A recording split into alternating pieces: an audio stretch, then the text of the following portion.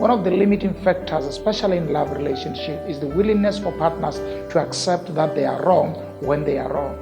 I mean, you can meet a very lovely guy who knows how to treat you well, how to love you, but then they have a problem with apologizing when they are wrong. Or you can meet a woman who loves you so much, but when it comes to apologizing, then they are bad. I mean, I met this couple and the husband said, you know what, my wife cannot even apologize to me.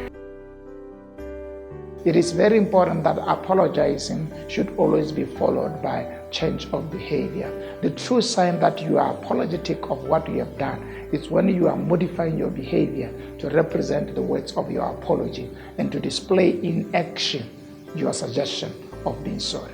That's very powerful.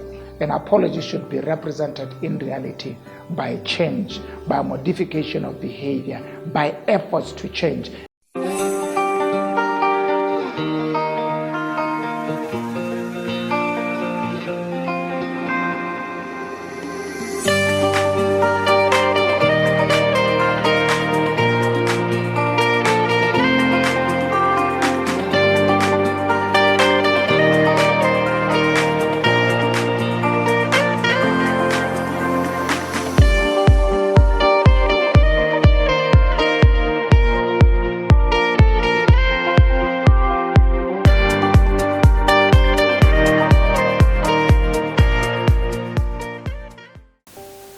Hello and welcome to Expansion Revolution Nuggets. Thank you so much for joining me today. It's an exciting day and I'm looking at choices. I just like this concept because I've just recognized how much we don't take this aspect of our life so serious, yet our whole life is dependent on how we make choices. And I want to sit on this. And today I'm looking at a very important aspect of our life called love. And I'm looking at a subject, choosing to love. And here is my objective on sharing this. I want to help you to recognize that in the process of being loved and loving, there are intentional moments where we need to make choices to love. So choosing to love is a concept that describes the intentionality of opting to love when there are many other options of displaying actions that suggest that you are not in a loving mood. And today, I want to share with you the third aspect of choosing to love. That choosing to love means choosing to forgive and choosing to apologize when wrong. I think this is powerful. If you can ask me, having been in the counseling room, both as a pastor and as a professional, one of the limiting factors, especially in love relationship, is the willingness for partners to accept that they are wrong when they are wrong.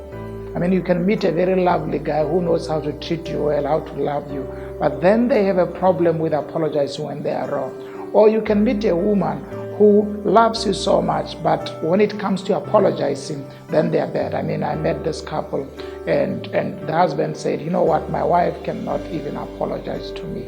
And the wife said, you know what, Pastor, I'm so bad when it comes to apologizing. I mean, I can't just say I apologize and I'm sorry.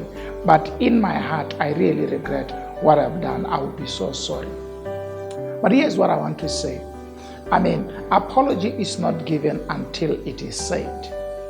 The highest level of displaying that you are very remorseful about what you have done is displaying actions that suggest that you are very sorry about what we have done. But when it comes to apologizing, the act of suggesting that you are sorry, you do that act by saying it. You need to get into a level where you are comfortable with telling your partner, I was wrong, I am sorry. I apologize for this. And most women especially, they do not want to have apology that comes with explanations. That I'm sorry, but I'm sorry, but I'm sorry, but. You just need to acknowledge that, no, I didn't see it well and I am sorry and I would make an effort next time so that I don't repeat it. So one of the skills, the competencies of being in love is willingness to apologize. And I think it is also a very difficult skill for men. We need to encourage men to learn that part of showing love to your partner is the willingness to humble yourself to your partner and to be able to say to your partner, I am sorry. I met a man a long time ago who told me that anyone who wants to be in love should learn 3 words that are made up of 3 three words. It's I am sorry, it's I love you, and it's thank you. So these three words are very important in the aspect of loving. He who loves should be willing to say, I love you, I am sorry, and thank you.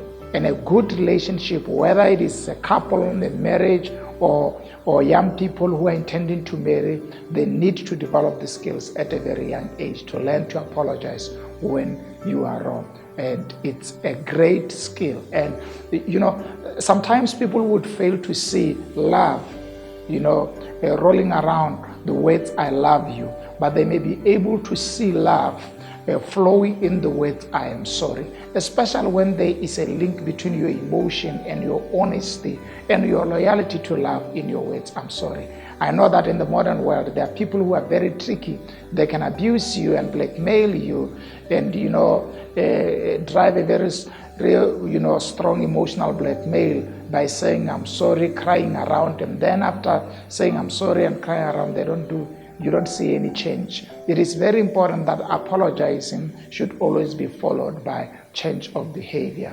The true sign that you are apologetic of what you have done is when you are modifying your behavior to represent the words of your apology and to display in action your suggestion of being sorry.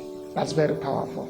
An apology should be represented in reality by change, by modification of behavior, by efforts to change. At least if you're not changing within a very short time, but we need to be able to see that you are making an effort to change. So that's very important. Lovers cannot be lovers without learning to apologize. Can we normalize apologizing to each other? Can we normalize saying I'm sorry?